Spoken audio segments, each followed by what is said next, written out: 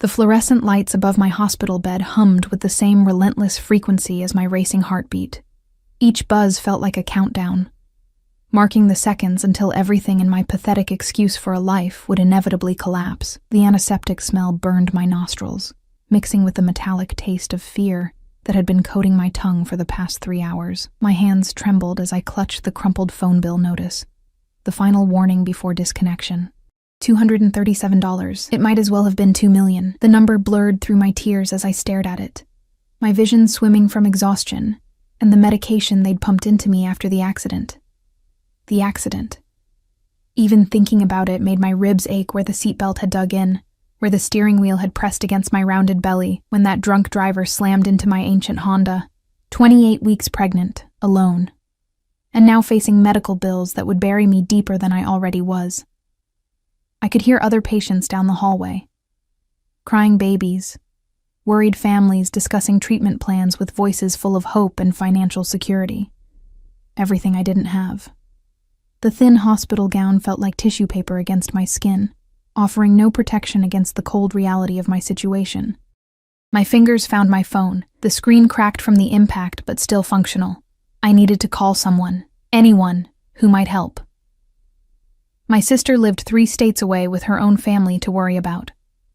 My parents had made their position clear when I'd shown up pregnant and unmarried. I was on my own. But there was Marcus's old phone, the one he'd left behind when he vanished 2 months ago with whatever cash I'd managed to save. I remembered him mentioning something about a contact, someone who could help with money troubles. Desperately, I scrolled through his contacts, looking for anything that seemed promising. There. A number listed simply as V. No name, no context. But it was the only lead I had. My thumb hovered over the call button. What did I have to lose? Pride? I'd lost that months ago when I started showing and couldn't hide the truth anymore. The dial tone echoed in my ear once, twice. On the 3rd ring, a voice answered. Deep, controlled, with an accent that suggested expensive cigars and even more expensive suits. You're either very brave or very stupid, calling this number. The voice sent shivers down my spine, but desperation overrode caution. Please, I need help. I'm pregnant and in the hospital, and I don't have anyone else to call. Marcus gave me this number and said, Marcus? The temperature in his voice dropped several degrees. Marcus Rodriguez? Yes, he was my boyfriend. He said you might be able to help with money if... A long silence stretched between us, filled only by the distant sounds of hospital machinery. When he spoke again, there was something different in his tone, something that made my blood run cold. Where are you? I shouldn't have told him. Every instinct screamed at me to hang up, but the mounting pile of medical bills and the growing life inside me made the decision for me. St. Catherine's Hospital, room 314. Don't move. The line went dead. I stared at the phone, my heart hammering against my ribs. What had I just done? Who was this man? And why had Marcus's name affected him so dramatically? The air in the room seemed thicker now, charged with an energy I couldn't identify. 20 minutes passed in agonizing silence before I heard them. Footsteps in the hallway. Not the soft-soled shoes of nurses or the casual stride of visitors. These were different. Purposeful. Expensive leather against linoleum, accompanied by the subtle rustle of fine fabric. The door opened without a knock. He filled the doorframe like a storm cloud, all dark suit and darker eyes. Tall, broad-shouldered, with silver threading through black hair that was styled with a kind of precision that cost more than my rent. But it was his presence that truly overwhelmed the small hospital room. An aura of controlled danger that made the air itself seem to bend around him. Behind him stood 2 other men, equally well-dressed but clearly subordinates. They remained in the hallway while he stepped inside, his gaze finding me with laser precision. You called me, he said simply, and I recognized the voice from the phone immediately. Up close, I could see the expensive watch on his wrist, catch the subtle scent of his cologne, something woodsy and exclusive that probably cost more than I made in a month. His eyes swept over me, taking in the hospital gown, the IV line, the way I unconsciously placed a protective hand over my belly. I'm sorry. I think there was a misunderstanding. I just needed... Marcus Rodriguez stole from me. His voice was quiet, but there was steel beneath the silk. A significant amount. 3 months ago. My world tilted. What? You're carrying his child. It wasn't a question, and something in his tone made my breath catch. The way he looked at my rounded belly wasn't casual curiosity. It was something deeper, more complex. I didn't know, I whispered. About any of it. He left 2 months ago. I haven't seen him since. A muscle in his jaw twitched. He moved closer to the bed, and I caught more of his scent. Expensive, masculine, dangerous. What's your name? Elena. Elena Morrison. Elena. He repeated it like he was tasting the syllables. You have no family? No one else to call? The question felt loaded, and I found myself shrinking back into the pillows. No, just me. Something shifted in his expression. A flicker of what might have been calculation, or perhaps something else entirely. He reached into his jacket and I tensed, but he only withdrew a phone. A few quick words in what sounded like Italian, too low for me to catch. The bills, he said, pocketing the phone. Medical expenses, everything. It's handled. I blinked, certain I'd misheard.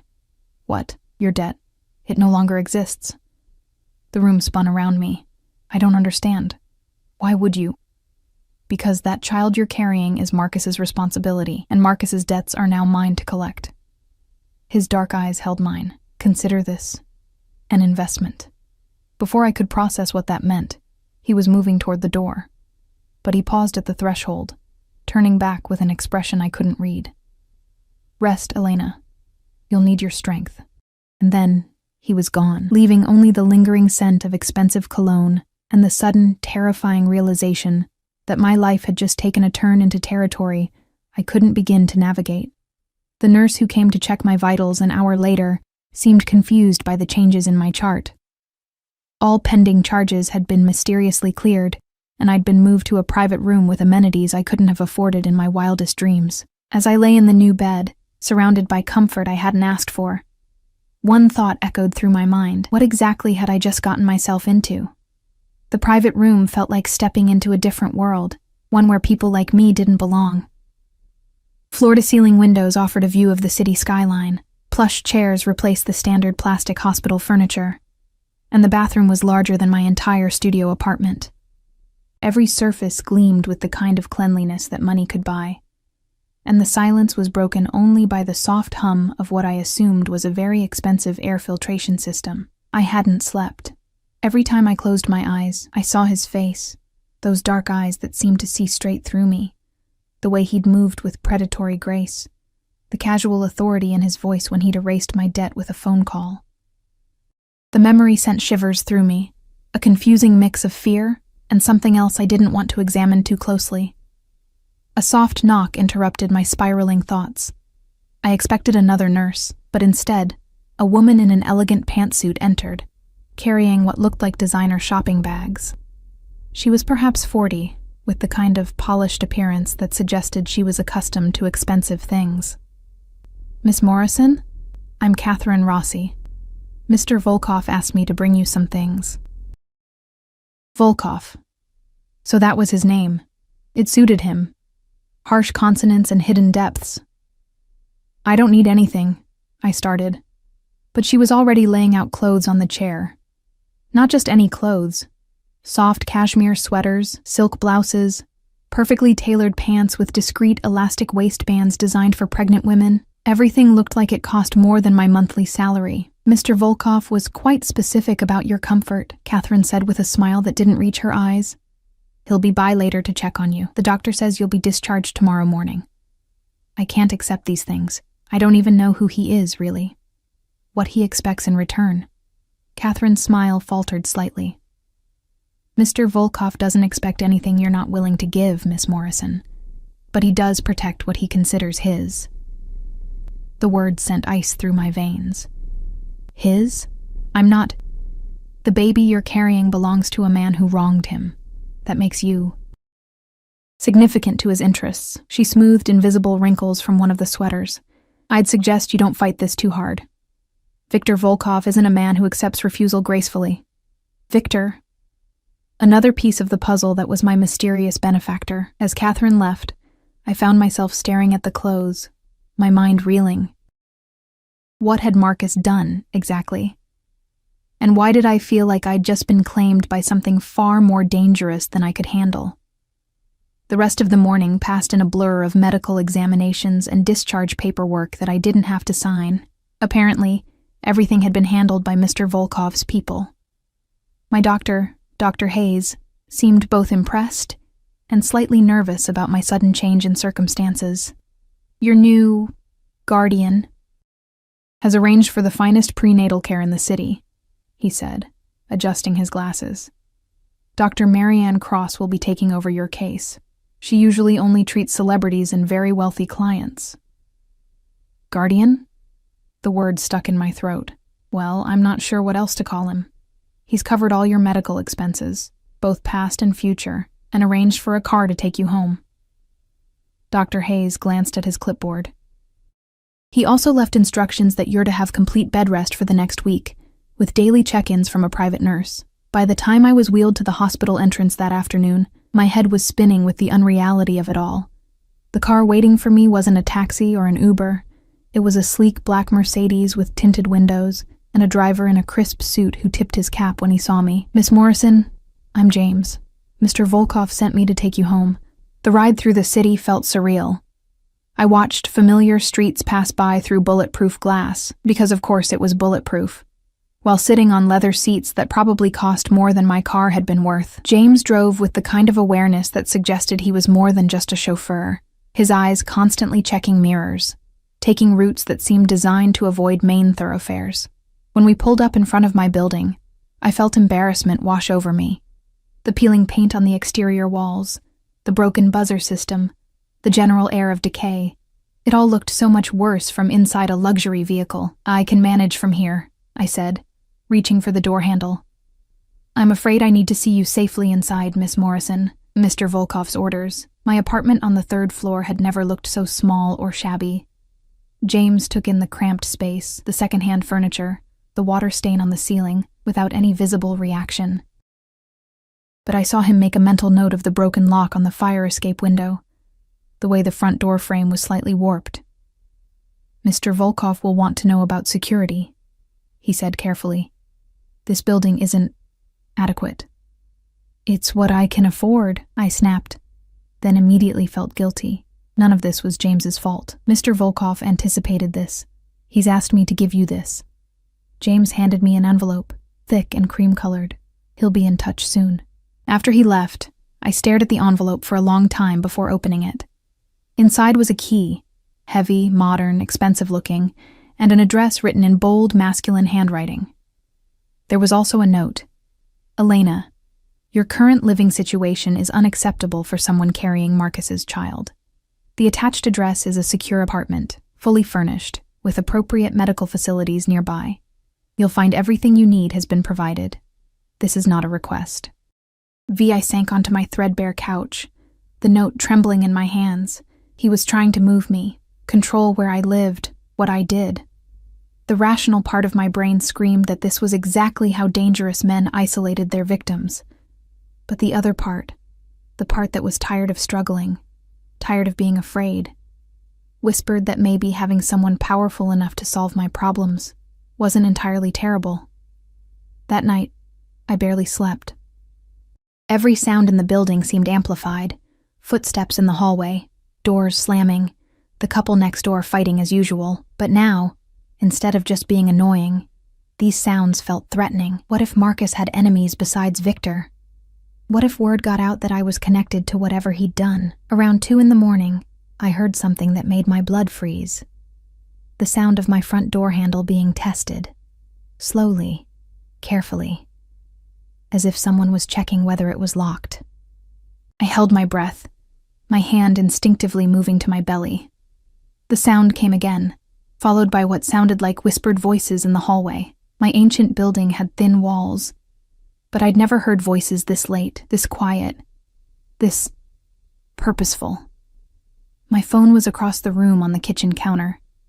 I started to move toward it when I heard the distinct sound of someone working on the lock. The scratching, metallic noise was unmistakable.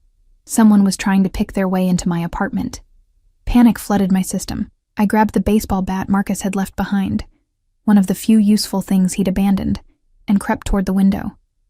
The fire escape James had noted as a security weakness was also my only exit route, if whoever was at my door managed to get in. The lock clicking open was the loudest sound I'd ever heard. Elena Morrison? The voice was unfamiliar, rough with an accent I couldn't place. "We know you're in there, sweetheart. We just want to talk about your boyfriend." Ex-boyfriend. I wanted to scream, but terror had stolen my voice. I heard footsteps entering my apartment. At least 2 sets, maybe 3. "Marcus owes some very bad people money," another voice said, this one closer to my bedroom door. "We heard he left you with something valuable. A little insurance policy, you might say. The baby." They were talking about my baby. "Now, we know Volkov thinks he's claimed you. But see, Marcus owed us first. That makes you our business until his debt is settled." I was pressed against the fire escape window, my hands shaking so badly I could barely work the latch. The window hadn't been opened in years, and the paint had sealed it shut. I pulled desperately at the frame while listening to them move through my apartment. Searching. "She's not in the living room. Check the bedroom." The window suddenly gave way with a loud screech of metal on metal. I didn't hesitate. I climbed through onto the fire escape, my pregnant belly making the movement awkward and terrifying. The metal was cold against my bare feet, and the October night air cut through my thin pajamas like knives. I was fumbling with my phone, trying to dial 911, when I heard them discover the open window. But instead of pursuit, I heard something unexpected, the sound of my front door being kicked in from the outside, followed by shouts, gunshots, and what sounded like a small war erupting in my apartment. Through the chaos, I heard a voice that made my knees weak with relief and terror in equal measure. "Where is she?" Victor's voice cut through the noise like a blade, cold and deadly. "We were just—" The sound that followed was cut off by what might have been a fist connecting with flesh. Hard. I asked where she is. "The fire escape," someone gasped. "She went out the fire escape." Within seconds, Victor appeared at the window, his expensive suit somehow still immaculate, despite what sounded like a massacre happening behind him. His dark eyes found mine immediately, and I saw something in them that made my breath catch. Fury so pure and focused, it was like looking into the heart of a storm. "Elena." He didn't raise his voice, but I heard him perfectly despite being 3 floors up on the fire escape. "Come down." "I can't," I whispered, though somehow I knew he heard me. "I'm scared." "You're safe now." He climbed through the window with fluid grace, and I realized he was right. The sounds from inside my apartment had stopped completely. No one will ever threaten you again. He moved up the fire escape toward me with the same predatory grace I'd noticed at the hospital, and I found myself pressed against the railing with nowhere to go. But when he reached me, instead of the aggression I expected, his hands were gentle as they framed my face. "You're freezing." His voice was soft now, intimate in a way that made my pulse race for entirely different reasons. "And you're shaking. People broke into my apartment. They wanted to hurt my baby." "They'll never hurt anyone again," he said. And something in his tone made me certain he meant it literally. His hands moved to my shoulders, then down my arms, checking for injuries with clinical efficiency. "You're coming with me tonight. No arguments." For once, I didn't have the strength to fight. "The address you gave me?" "Yes. It's time you saw what proper protection looks like." He helped me down the fire escape with surprising gentleness, his hands steady and sure as he guided me past each ladder. When we reached the second-floor window, Mrs. Chen's apartment, she was peeking through her curtains with wide, frightened eyes. "Everything is fine now," Victor told her calmly. "There may be some police questions, but you saw nothing." "Understood." Mrs. Chen nodded rapidly and disappeared from the window. By the time we reached the ground floor, there were 3 black cars waiting in the alley behind my building. Victor's men moved with silent efficiency, some going into the building, others taking positions around the cars. I noticed that James was among them, his chauffeur's cap replaced with what looked like tactical gear. "The police," I started. "We'll find a burglary gone wrong," Victor said, opening the door to the middle car. 3 career criminals with extensive records. Very sad. Very final. I should have been horrified by the implication. Instead, all I felt was relief that the men who'd threatened my baby were no longer a problem. What did that say about me? The ride across the city took us through neighborhoods that grew progressively more expensive, until we were gliding through streets lined with the kind of buildings that had doormen and private security. The apartment Victor brought me to was in a converted pre-war mansion, all brick and limestone with the kind of architectural details that spoke of old money and older power. The elevator required a key to access the top floor, and when the doors opened, I stepped directly into what could only be described as a penthouse that had been designed by someone with unlimited resources and exquisite taste. Floor-to-ceiling windows offered a panoramic view of the city, while the interior was a study in luxury. Hardwood floors that gleamed like mirrors, furniture that belonged in museums, artwork that I was fairly certain was original rather than reproduction. But despite the opulence, everything felt strangely warm, lived in, rather than simply expensive. "The master suite is through there," Victor said, gesturing toward a hallway. "Everything you need has been provided. Catherine will be by tomorrow to help you settle in." I turned to face him, suddenly aware that we were alone for the first time since that moment in the hospital room. "Why are you doing this?" "Because Marcus took something from me, and I always collect what's owed." His dark eyes held mine. "But also because you called me. In your desperation, your fear. You reached out to me. That makes you mine to protect. I'm not a thing to be owned." "No," he agreed, moving closer. "You're something far more precious. You're carrying a piece of the puzzle I need to solve. But more than that," he reached out to touch my face, his thumb tracing my cheekbone with surprising gentleness. "You're Elena, and I find myself interested in your well-being." The way he said my name, the heat in his eyes, the careful way he touched me, it all made my pulse race in ways that had nothing to do with fear. This was dangerous territory, and I knew it. "I should thank you," I managed. "For tonight, for saving me." "You can thank me by staying safe, by letting me take care of you and the baby." His hand moved from my face to rest lightly on my rounded belly, and I felt the child inside me respond with a flutter of movement. "By trusting me." Trust. Such a simple word for something so complicated. But as I stood there in his impossibly beautiful apartment, surrounded by luxury I'd never dreamed of, protected by a man whose mere presence commanded respect and fear in equal measure, I realized that trust might be the only currency I had left to spend. "Okay," I whispered. "I'll try." Something shifted in his expression. Satisfaction, perhaps, or something deeper. "Good. Rest now, Elena. Tomorrow we begin the real work of keeping you safe." As he turned to leave, I called after him. "Victor?" He paused at the elevator, looking back with raised eyebrows. "What exactly did Marcus steal from you?" For a moment, I thought he wouldn't answer. Then, a smile that was more predator than man curved his lips. "Everything that mattered to me at the time.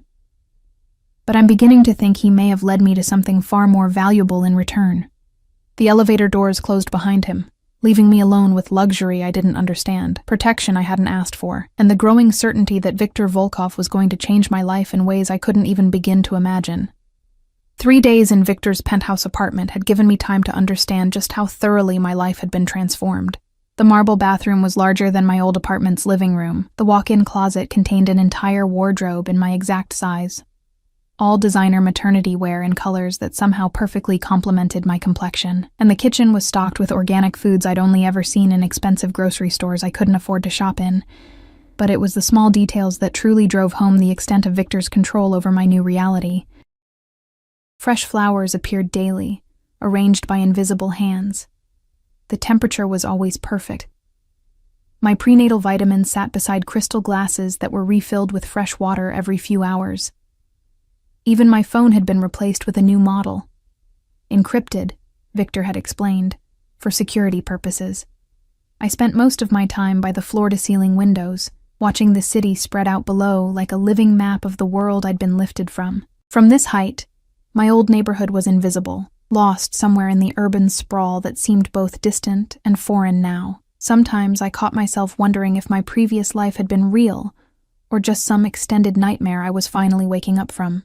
Catherine had become a daily visitor, bringing everything from imported tea to books about pregnancy to what she claimed were essential items for the nursery that was apparently being prepared in one of the spare bedrooms. She was efficient, professional, and completely impenetrable when it came to answering any meaningful questions about Victor or what he expected from me.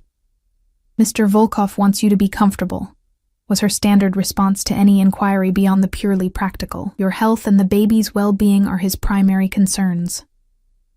But I knew there was more to it. Men like Victor Volkov, and I was beginning to understand exactly what kind of man he was, didn't spend the kind of money he was spending without expecting something in return. The question that kept me awake at night was what, exactly, that something might be.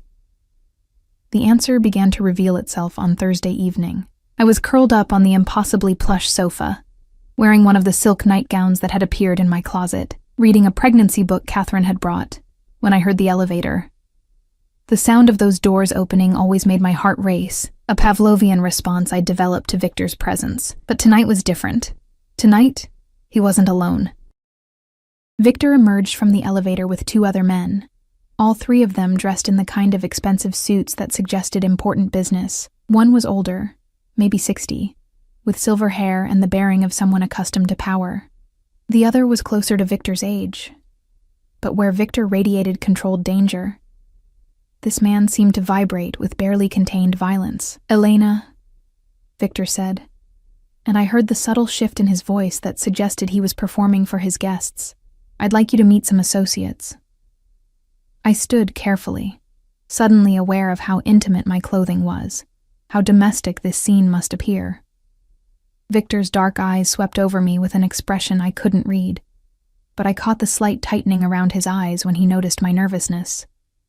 "This is Dmitry Kozlov," Victor said, indicating the older man, "and Alexei Petrov." Both men nodded politely, but I could feel their assessment of me, the calculations happening behind their eyes. I was being evaluated, measured against some standard I didn't understand. "Please sit," Victor said. But it wasn't really a suggestion. "We have some business to discuss, and it concerns you." I lowered myself back onto the sofa, my hands instinctively moving to protect my belly. The 3 men arranged themselves around the living area with the kind of territorial awareness that suggested this was more than a casual visit.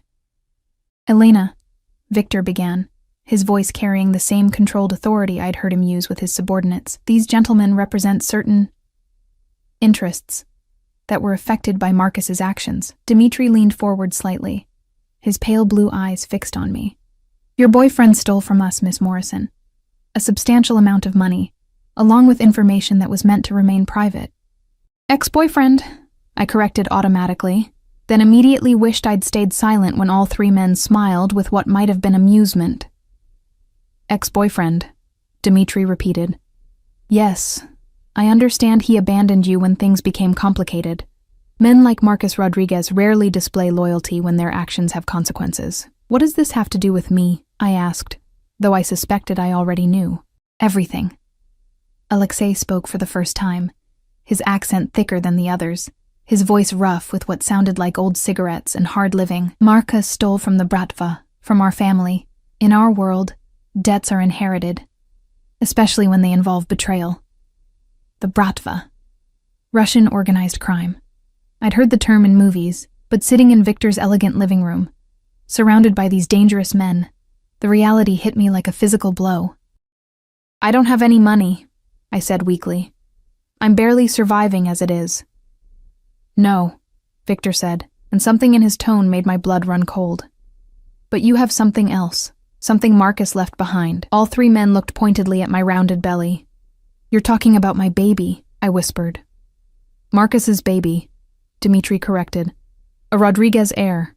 In our world, family lines matter. Bloodlines carry both honor and debt." I felt the world tilt around me. "You want to hurt my child because of what Marcus did? Hurt?" Victor's voice was sharp. "No one wants to hurt the child, Elena. But the debt must be settled. Marcus owes us $5 million in information that cost us significantly more. $5 million. The number was so impossibly large that my mind couldn't process it. "I don't understand what you expect me to do about that." Victor moved to sit beside me on the sofa, close enough that I could smell his cologne, feel the heat radiating from his body. There are several options, he said carefully. The most traditional would be for the child to work off the debt once he or she comes of age. 20 years of service to the organization. Perhaps 30, depending on the agreed terms. The room spun around me. You're talking about enslaving my child. We're talking about honor, Alexei said harshly. About family responsibility. In Russia, when a man dies owing debts, his children inherit the obligation. Marcus isn't dead, I protested. He might as well be, Dmitri said with grim satisfaction. We haven't been able to locate him in over 2 months. Men who steal from us and then disappear rarely resurface voluntarily. Victor's hand found mine, his fingers intertwining with my trembling ones. But there is another option, he said quietly. A more civilized solution. I looked at him, desperate for anything that would protect my child from the nightmare scenario they'd outlined. Marriage, Victor said simply. The word hung in the air between us like a weapon. I don't understand. If you marry into a family with sufficient resources and influence, Dmitri explained, a family capable of settling Marcus's debt, then the child would be protected. The debt would become your new family's responsibility, and they would have the means to resolve it. I stared at Victor, beginning to understand. You're talking about yourself. I'm talking about a solution that protects everyone's interests, Victor said. Your child grows up safe and secure, with access to the best education, the finest opportunities. Marcus's debt is settled through legitimate business channels. Everyone wins. Everyone except me, I said, pulling my hand free from his. You're talking about buying me, trading my freedom for my child's safety. Victor's eyes darkened. I'm talking about offering you more than you could ever hope to achieve on your own. Look around you, Elena. Look at how you're living now, compared to 3 days ago. This apartment, the clothes, the medical care. This is what protection looks like. This is what ownership looks like, I countered, standing up despite my shaking legs. You're no different from Marcus. You just have better suits and more money. The temperature in the room seemed to drop 10 degrees. Dmitri and Alexei exchanged glances, and I realized I'd just insulted Victor in front of his peers, something that probably wasn't done lightly in their world. But Victor's reaction wasn't the explosion of anger I expected. Instead, he stood slowly, his movements precise and controlled, and walked to the window overlooking the city. Alexei, Dmitri, he said without turning around, we'll continue this discussion later. Both men stood immediately, recognizing the dismissal, but Dmitri paused at the elevator, looking back at me with something that might have been pity. Miss Morrison, he said formally. In our world, there are very few happy endings. Victor is offering you the closest thing to one that exists. I suggest you consider that before your pride makes the decision for you.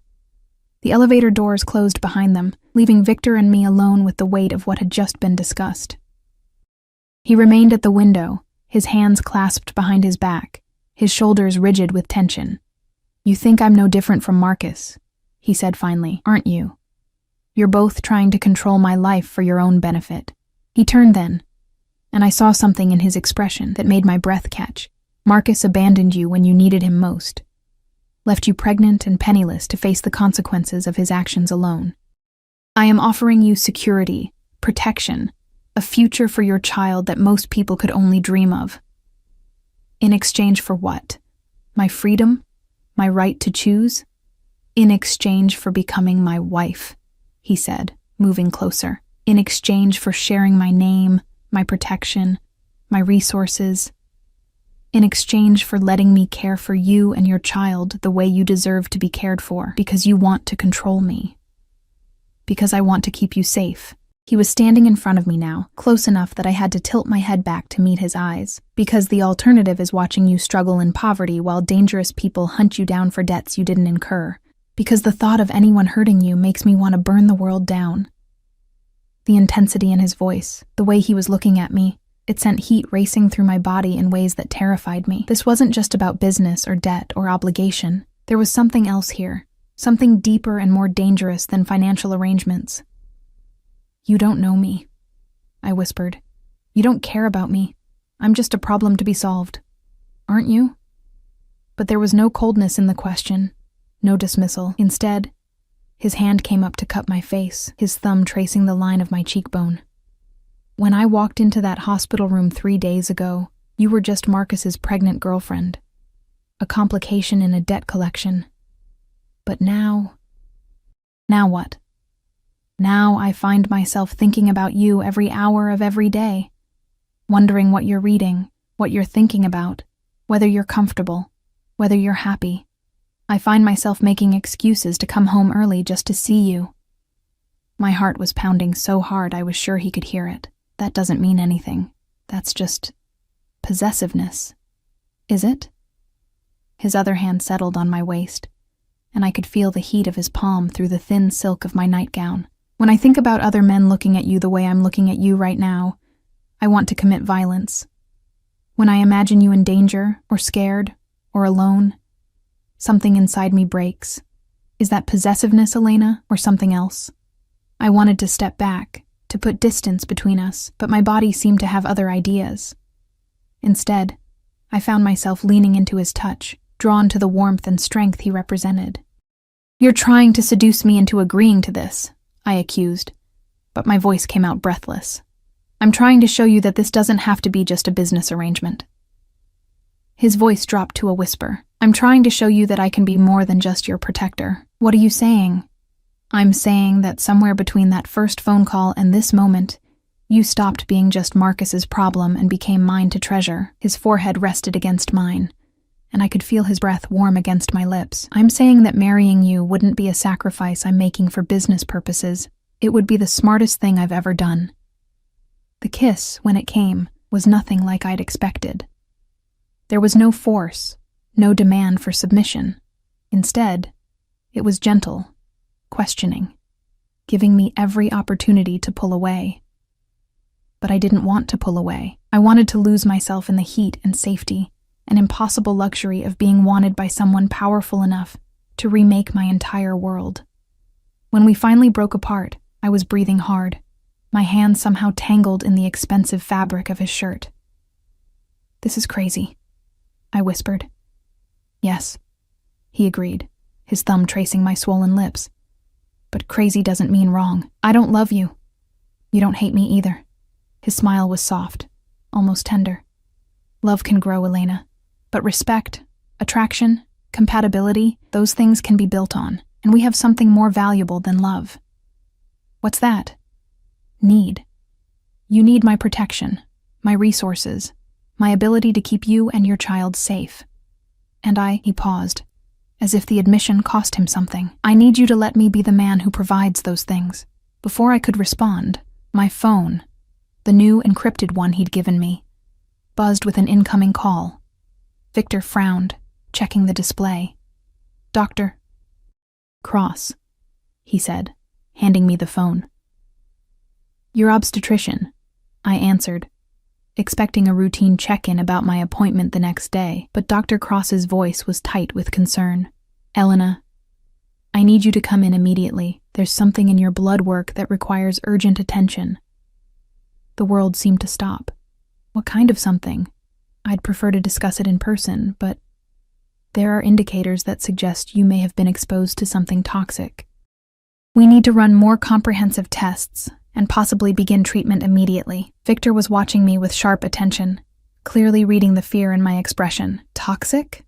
I repeated. "I don't understand. I haven't been anywhere dangerous, haven't eaten anything unusual." "When did you last see Marcus Rodriguez?" Dr. Cross asked. The question hit me like ice water. "About 2 months ago." "Why?" "Because the compounds we're seeing in your system are consistent with certain types of industrial poisoning. The kind that might occur if someone were exposed to chemicals used in drug manufacturing or weapons production." Victor's hand was suddenly on my back, steady and warm, but I could feel the tension in his touch. "Dr. Cross," I said, struggling to keep my voice steady. "Is my baby? We don't know yet. That's why I need to see you immediately." "How soon can you get here?" I looked at Victor, seeing my fear reflected in his dark eyes. "We'll be there in 20 minutes, he said, taking the phone from my trembling hands. As he spoke with the doctor, arranging security and transportation, I sank back onto the sofa, my hands pressed against my belly. Marcus hadn't just stolen money and information. He'd left me with something that might poison my child before he or she ever had a chance to be born. When Victor ended the call, he immediately pulled out his own phone, speaking rapid Russian to someone on the other end. But I barely heard him. All I could think about was the possibility that my baby, this innocent life I'd already begun to love so desperately, might be paying the price for Marcus's crimes. Elena. Victor's voice cut through my panic. Look at me. I raised my eyes to his, seeing steel and determination where I'd expected sympathy. Whatever is happening, whatever Marcus exposed you to, we will fix it. I have the best doctors, the most advanced treatments, unlimited resources. Your baby will be fine. You don't know that. I know that I will not let anything happen to either of you. He knelt in front of me, his hands covering mine. But this changes things, Elena. This proves that Marcus's actions have consequences that go far beyond money or information.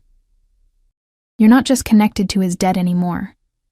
You're a victim of his choices. I understood what he was saying. The poisoning, if that's what it was, gave him even more leverage. More reasons why I needed his protection, his resources, his name. The marriage offer, I said quietly, is now more urgent than ever. He stood, already moving toward the elevator. Get dressed. We're going to the hospital, and then we're going to make some very important decisions about your future. As I watched him pace while waiting for the elevator, I realized that whatever choice I thought I had in this situation had just disappeared. Marcus had made sure of that, even in his absence.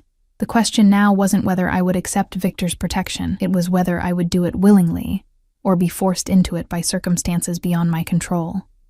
Either way, I was beginning to understand that Viktor Volkov was about to become the most important person in my life, whether I wanted him to be or not.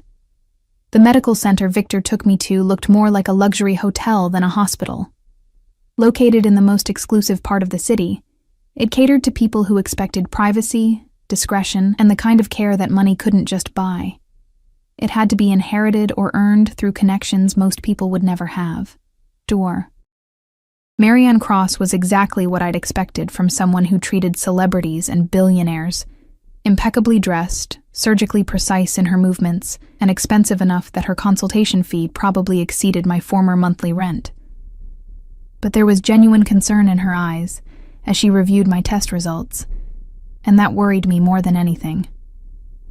The good news, she said, settling behind her mahogany desk, while Victor and I sat in chairs that probably cost more than my old car, is that the levels we're detecting aren't immediately life-threatening.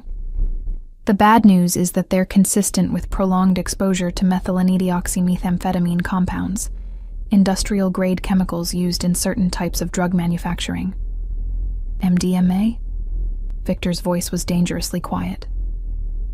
Marcus was cooking drugs? Not just cooking them, Doctor. Cross replied, consulting her notes. Based on the specific compounds and their concentrations, Elena was living in, or frequently visiting an environment where these chemicals were being processed on a large scale. The exposure was chronic, low level, but over time. What does that mean for the baby? I interrupted, my hand instinctively protecting my belly. Dr. Cross's expression softened slightly. We don't know yet. The good news is that you're in your second trimester, so major organ development is largely complete. But we need to begin immediate chelation therapy to remove these toxins from your system, and we'll need to monitor the baby's development very closely. Chelation therapy? The medical terminology felt foreign and frightening. It's a process where we introduce compounds into your bloodstream that bind to the toxic metals and chemicals, allowing your body to eliminate them safely. It's intensive, requiring daily treatments for at least 2 weeks, possibly longer. Victor leaned forward. What are the risks? To Elena, minimal. The medications we'll use are safe during pregnancy and actually protective for the fetus, but the process is exhausting, and she'll need complete rest and monitoring throughout. And if we don't do it? Dr. Cross hesitated. The toxins could affect fetal brain development, cause premature labor, or lead to other complications we can't predict. Elena, how long were you living with Marcus in his current residence? The question hit me like a physical blow. About 8 months. We moved in together when I found out I was pregnant. And during that time, did you notice any unusual smells? Chemical odors that seemed out of place? I thought back to Marcus's apartment. Our apartment, I'd thought at the time. There had been smells, particularly in the basement storage area that Marcus had claimed was off limits because of plumbing issues. Sweet, acrid scents that made my head ache when I was downstairs doing laundry. The basement, I whispered. He said I shouldn't go down there because of the pipes, but sometimes the smell would come up through the vents. Victor's jaw was tight with controlled fury. He was running a lab in the building where you were living, where you were carrying his child. It appears so, Dr. Cross confirmed. Elena, I need to ask, are you still in contact with Marcus? Do you know where he might be now? No. He disappeared about 2 months ago. I haven't heard from him since. That timing is significant, Victor said grimly. 2 months ago was when he stole from us. He must have realized the lab was compromised and decided to run. Dr. Cross looked between us with professional discretion, clearly understanding that there were aspects to this situation she didn't want to know about. Regardless of the circumstances that led to the exposure, our priority now is Elena's health and the baby's safety. I'd like to start the first chelation treatment today, and I'll need Elena to remain here for observation for at least the next 48 hours. Here, I looked around the luxurious office. This place has inpatient facilities? Our most private wing, Dr. Cross confirmed. Given the sensitivity of the situation, Mr. Volkov has arranged for complete discretion. No one will know you're here except essential medical staff. As Dr. Cross began explaining the treatment process, I found my mind wandering to the larger implications of what we'd discovered. Marcus hadn't just stolen money and information. He'd been manufacturing drugs, probably supplying some very dangerous people. And he'd exposed my unborn child to industrial toxins in the process. But more than that, he'd left me as collateral damage in a war I hadn't even known was being fought. Elena? Victor's voice brought me back to the present. Dr. Cross is asking about your family medical history. I provided what information I could, but my thoughts kept circling back to the same terrifying realization. Without Victor's intervention, I never would have discovered the poisoning until it was too late. I would have continued living in ignorance while toxins damaged my child. Probably would have given birth to a baby with developmental problems that doctors would have attributed to genetics or bad luck. The first chelation treatment felt like liquid fire moving through my veins. Dr. Cross had warned me it would be uncomfortable, but the burning sensation was accompanied by nausea so severe I could barely keep down the antiemetic medications they gave me. Victor stayed beside my bed throughout the entire process, his hand holding mine while nurses monitored my vital signs and adjusted IV drips with practiced efficiency. When the nausea became overwhelming, he held my hair back while I was sick into a basin that cost more than most people's monthly salary. This is because of Marcus, I gasped between waves of illness. All of this, the debt, the poisoning, the danger, everything traces back to him. Yes, Victor said simply. He didn't try to sugarcoat it or offer false comfort, but that doesn't matter now. What matters is making sure you and the baby survive this. Why? The question came out more desperate than I'd intended. Why do you care so much? Really? It can't just be about the dead anymore. Victor was quiet for a long moment, his thumb tracing circles on the back of my hand. When he finally spoke, his voice was softer than I'd ever heard it. When I was 12 years old, my mother died because she couldn't afford proper medical care. We had money. My father was already successful in business. But she was too proud to ask for help when she started getting sick. By the time we realized how serious it was, the cancer had spread too far. I looked at him, seeing a vulnerability I hadn't expected. I swore that day that I would never let anyone under my protection suffer, because of pride or poverty or lack of resources. When I saw you in that hospital room, alone and terrified, carrying a child whose father had abandoned you both to face the consequences of his crimes, he shook his head. I couldn't walk away. I physically could not leave you to face that alone. So this is about your mother? This is about the fact that you called me when you had no one else to turn to? That makes you my responsibility, Elena. But somewhere between that call and now, it became more than responsibility. Before I could ask what he meant, Dr. Cross entered with a tablet full of test results. The chelation is working faster than I expected. she announced, checking my IV line. Your body is responding very well to the treatment, but I want to talk about long-term care. Long-term? Elena, even after we clear the toxins from your system, you're going to be at higher risk for complications throughout the rest of your pregnancy. You'll need specialized monitoring, nutrition support, stress reduction. Essentially the kind of comprehensive care that requires significant resources and complete lifestyle changes. Victor leaned forward. What kind of changes? No stress, no physical exertion beyond light walking, optimal nutrition, daily monitoring by medical professionals. She'll need to be in an environment where every aspect of her care can be controlled and optimized. I understood what she was saying. My cramped apartment, my minimum wage job, my complete lack of resources. None of that was compatible with the kind of care my pregnancy now required. There's something else, Dr. Cross continued. Because of the nature of the toxins, there's a possibility that other people Marcus was involved with might want to ensure that no evidence of their activities remains. You're talking about silencing witnesses, Victor said flatly. I'm talking about the fact that Elena's blood work could potentially implicate a lot of very dangerous people in very serious crimes. If word gets out about what we've discovered, she didn't need to finish the sentence. I was no longer just a pregnant woman caught up in her ex-boyfriend's debts. I was a walking piece of evidence that could destroy entire criminal enterprises. They'll try to kill me, I said quietly.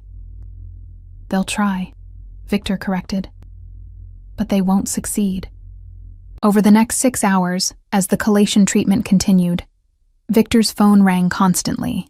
He stepped out to take most of the calls, but I caught fragments of conversation, discussions about security protocols, safe houses, legal strategies. Each conversation seemed to add another layer to the complex web of protection he was weaving around me. When Dr. Cross came in for the evening assessment, she had news that changed everything. Elena, the toxin levels in your blood are dropping faster than we anticipated, which is excellent. But there's something else. She consulted her tablet. The blood work revealed something we didn't expect to find. My heart stopped. Something wrong with the baby? No, something unusual about the paternity. Victor went very still beside me. I don't understand, I said. Dr. Cross looked uncomfortable. Elena, are you certain Marcus Rodriguez is the father of your child? Of course I'm certain. He's the only person I've been with in over a year. Because the genetic markers we're seeing don't match the profile we have for Marcus Rodriguez in our system. What profile? Victor asked sharply. Mr. Volkov, when you arranged Elena's care, you provided DNA samples for the father to help us understand potential genetic complications from the toxin exposure. But the baby's genetic markers don't match those samples. The room spun around me. That's impossible. Elena. Victor's voice was carefully controlled. Where did those DNA samples come from? Dr. Cross consulted her notes. Hair follicles recovered from the apartment where the chemical exposure occurred. Your security team provided them along with Elena's medical history. Hair follicles from Marcus's apartment, but if the baby wasn't Marcus's, there has to be a mistake, I insisted.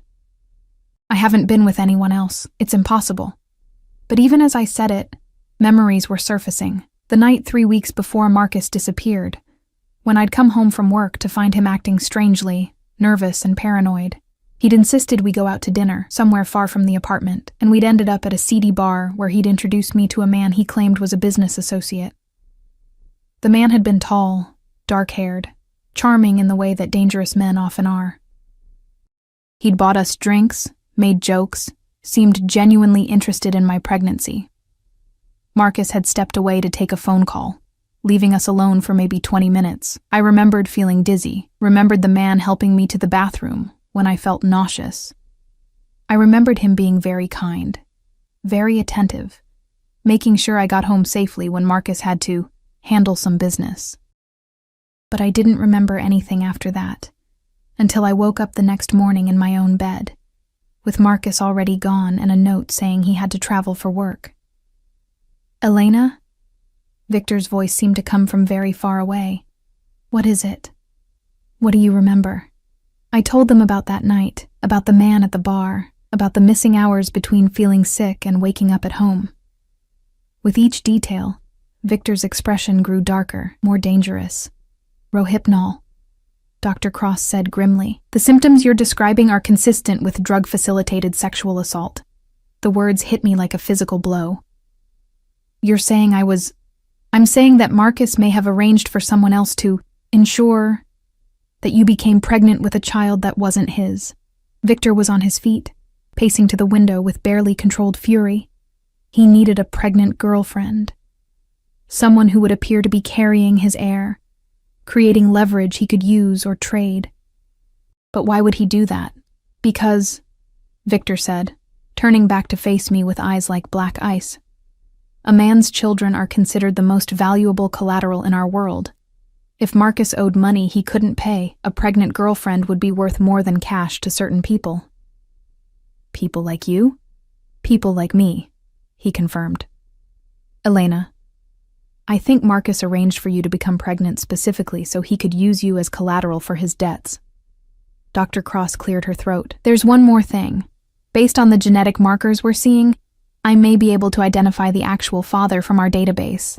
She worked on her tablet for several minutes while Victor and I sat in stunned silence. When she looked up, her expression was carefully neutral. "Elena, does the name Anton Kozlov mean anything to you?" The blood drained from my face. Kozlov. The same last name as Dmitri, one of Victor's associates who'd visited the apartment. "Anton Kozlov," Victor repeated slowly. "Dmitri's youngest son. You know him?" "I know of him.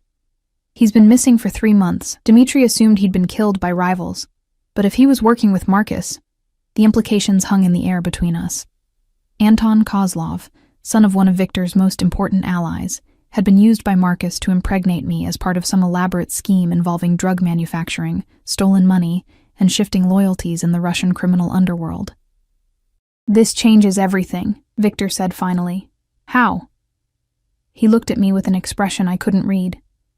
"Because you're not carrying Marcus's child, Elena. You're carrying a Kozlov heir. And that makes you infinitely more valuable than even I realized." As the full implications of this discovery settled over me, I realized that whatever danger I'd thought I was in before had just multiplied exponentially. I wasn't just a witness to Marcus's crimes or collateral for his debts. I was carrying the grandchild of one of the most powerful crime bosses in the city, conceived through deception and assault, and now claimed by another crime boss who saw opportunity in my tragedy. The chelation treatment continued through the night, but I barely felt the burn of the medications anymore. All I could think about was the growing certainty that I was trapped in a web of violence and power, that I would never be strong enough to escape on my own.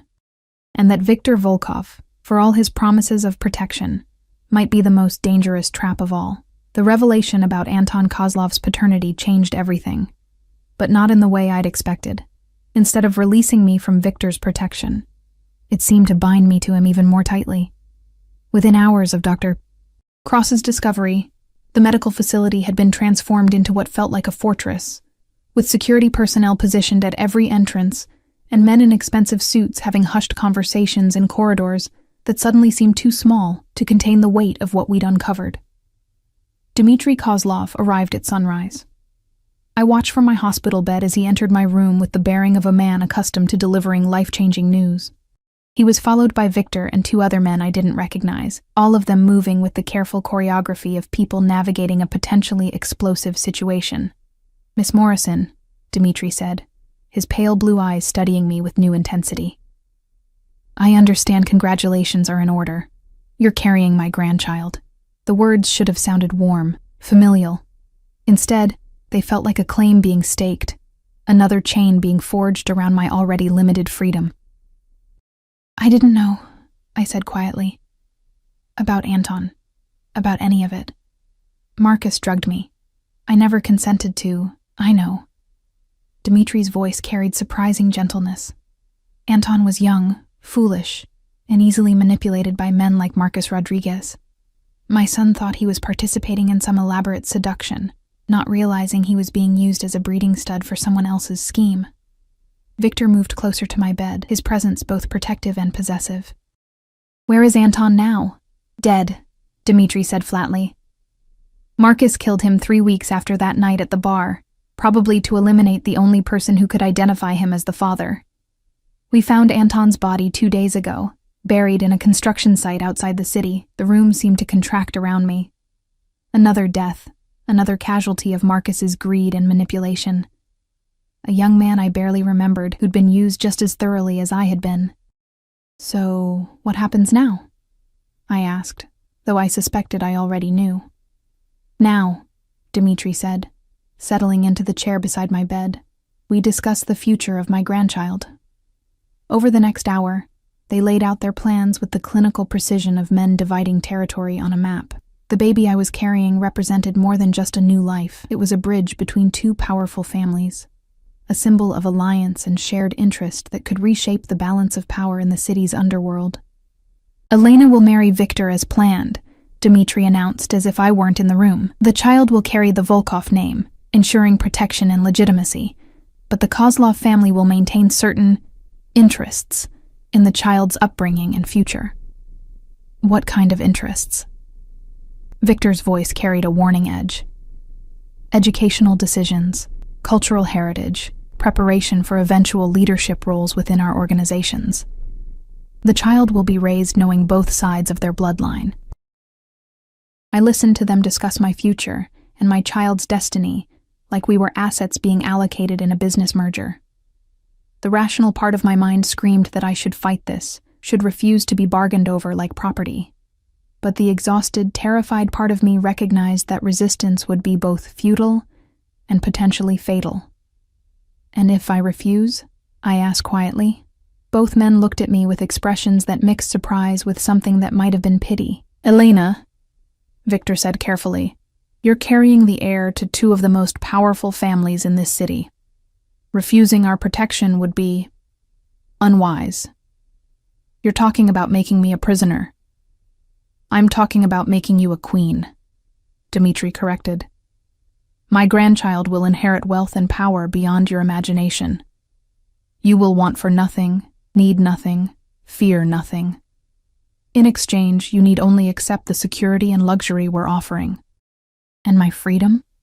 Victor sat on the edge of the bed, his hand finding mine with surprising tenderness. Elena, look at me. I raised my eyes to his, seeing something in his expression that hadn't been there during our previous conversations. Do you remember what I told you about my mother? About watching her die because she was too proud to accept help? I nodded. I won't let that happen to you. Not because of business or obligation or family politics, but because somewhere in the last week I've fallen in love with your strength, your courage, your refusal to break no matter how much pressure you're under. The admission hung in the air between us like a bridge across an impossible chasm. You love me, I whispered. I love the woman who called a stranger for help when she had nowhere else to turn. I love the woman who stood up to dangerous men to protect her unborn child. I love the woman who's lying in a hospital bed, poisoned and terrified, and facing an impossible situation, and still asking about freedom instead of begging for safety. Dimitri cleared his throat meaningfully.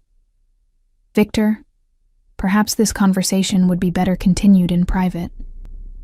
No, Victor said without taking his eyes off mine. Elena deserves to hear this with witnesses.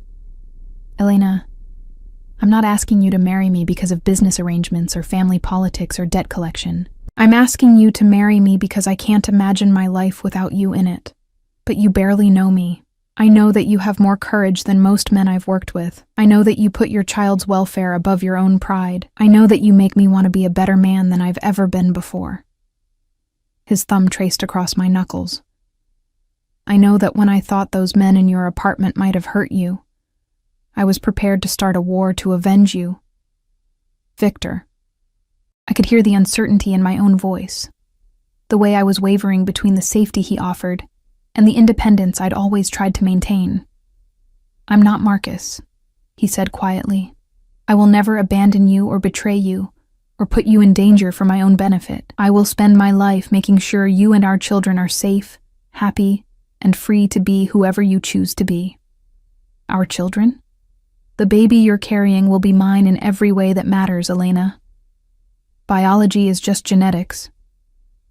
Family is choice, commitment, love. If you'll let me, I'll be the father Anton Kozlov never had the chance to be. Before I could respond, Dr. Cross entered with the day's test results and news that would change everything yet again.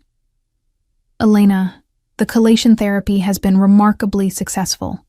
The toxin levels in your blood are now within normal ranges, and all indicators suggest the baby is healthy and developing normally. She consulted her tablet. However, there's something else we need to discuss.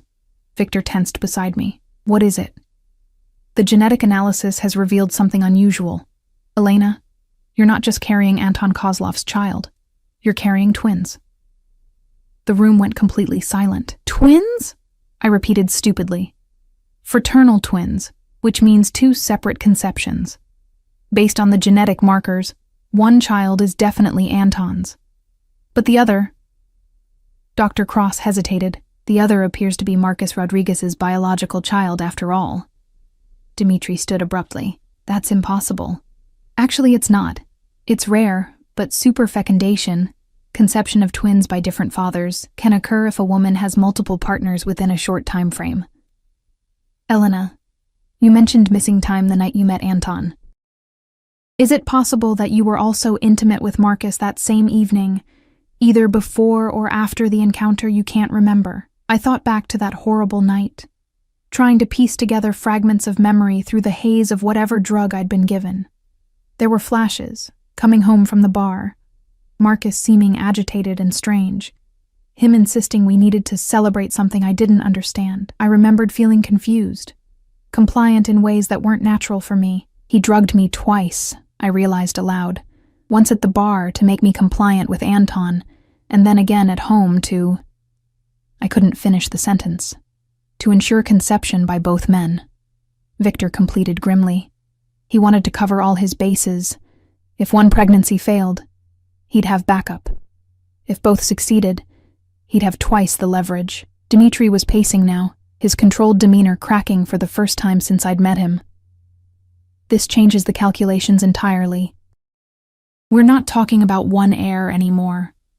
We're talking about 2 children with different bloodlines, different claims, different destinies. No, Victor said firmly. We're talking about Elena's children, both of them, and they will both carry my name and my protection. Victor, be reasonable. A Rodriguez heir will be raised as a Volkov, Victor interrupted. Biology doesn't determine family, Dmitri. Elena is going to be my wife, and these children are going to be my sons or daughters. End of discussion. The argument that followed was conducted in rapid Russian, with both men's voices rising as they debated the political and financial implications of twin heirs with different biological fathers, but I barely heard them. All I could think about was the fact that I was carrying 2 babies, one conceived through assault, one through manipulation, and both of them innocent of the crimes that had brought them into existence. Stop, I said quietly, but they continued arguing. Stop, I said louder, and both men turned to look at me. These are my children, I said, my hands moving protectively to my belly. Both of them. I don't care about bloodlines or politics or family alliances. They didn't choose to be conceived this way, and they deserve better than to be treated as pawns in your business arrangements. Victor moved back to my bedside immediately. Elena, you're right. I'm sorry. We got caught up in treating me like an incubator and them like property, I finished. I understand that you both have legitimate concerns about their future and their safety, but I won't let them be raised as weapons or symbols or political tools. Dmitri studied me with something that might have been newfound respect. What are you proposing? I'm proposing that we find a way to protect them that doesn't rob them of the right to choose their own futures. I'm proposing that any marriage arrangements be based on what's best for the children, not what's most advantageous for your organizations. And what do you think is best for them? Victor asked. I looked at him. This dangerous, powerful man who'd shown me more genuine care in a week than Marcus had in 8 months, and made the decision that would determine the rest of our lives.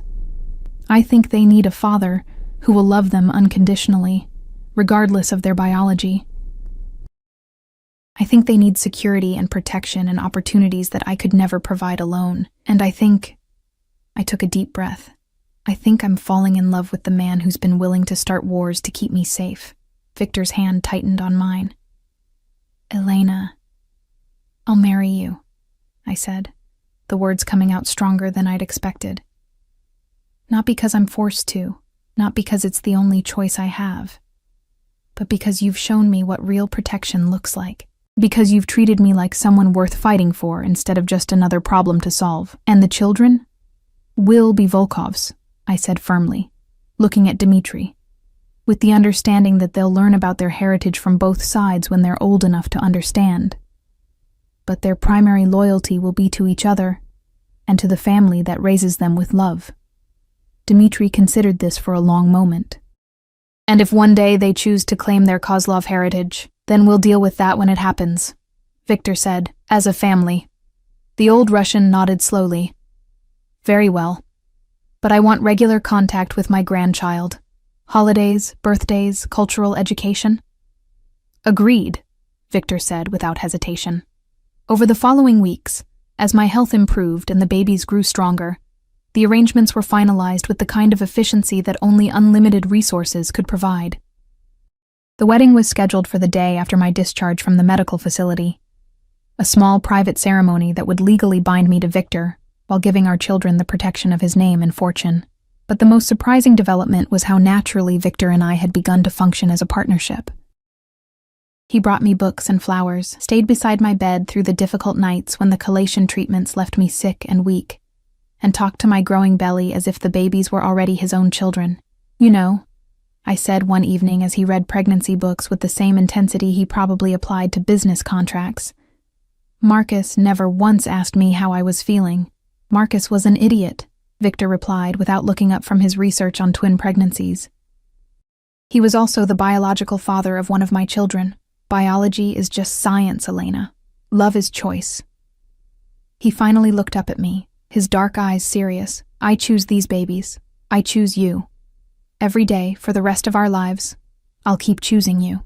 The wedding took place in the penthouse, with only Dmitri, Catherine, Dr. Cross, and a judge who specialized in discretionary ceremonies for people who valued privacy above publicity. I wore a dress that cost more than my old apartment's annual rent, carried flowers that had been flown in from some impossible place, and promised to love, honor, and cherish a man I'd known for less than a month. But as Victor slipped the ring onto my finger, a platinum band with diamonds that caught the city lights like captured stars, I realized that sometimes love wasn't about time or convenience or perfect circumstances. Sometimes it was about recognizing the person who would stand between you and the entire world, who would choose your safety over his own interests, who would love your children as if they were pieces of his own heart. Elena Volkov, Victor said as the judge pronounced us married, and the name felt like coming home to a place I'd never known I was searching for. 6 months later, I delivered 2 healthy babies in the private medical facility where we'd discovered the truth about their conception.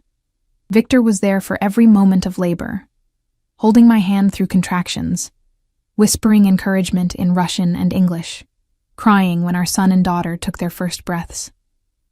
"They're perfect," he whispered, holding our daughter while I cradled our son. Absolutely perfect. And they were.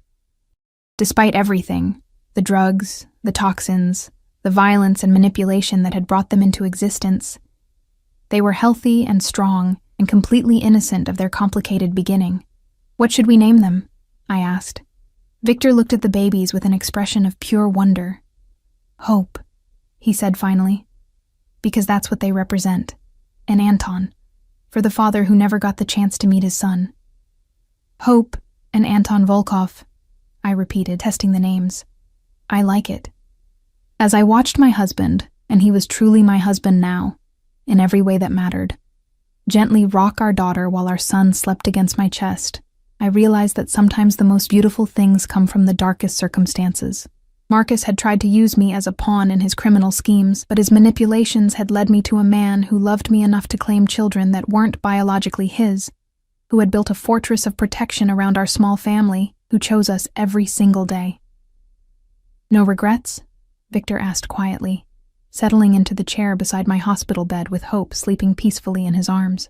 "None," I said, and meant it completely. "What about you?" "Only one," he said with a smile that transformed his entire face. "I wish I could have found you sooner." Outside our windows, the city stretched endlessly in all directions. The same city where I'd once struggled to pay bills and worried about raising a child alone, but from inside the security of Victor's protection, surrounded by love I'd never expected, and luxury I'd never dreamed of, that old life seemed like something that had happened to someone else entirely. I was Elena Volkov now, wife, mother, and the most protected woman in the city. And for the first time in my life, I truly understood what safety felt like. Our story had begun with a mistaken phone call and a desperate plea for help. It had grown through danger and deception, through revelations that changed everything and choices that defined us. But it had become something neither of us had anticipated, a love story written in the shadows, protected by power, and sealed with the promise that we would face whatever came next as a family. Together.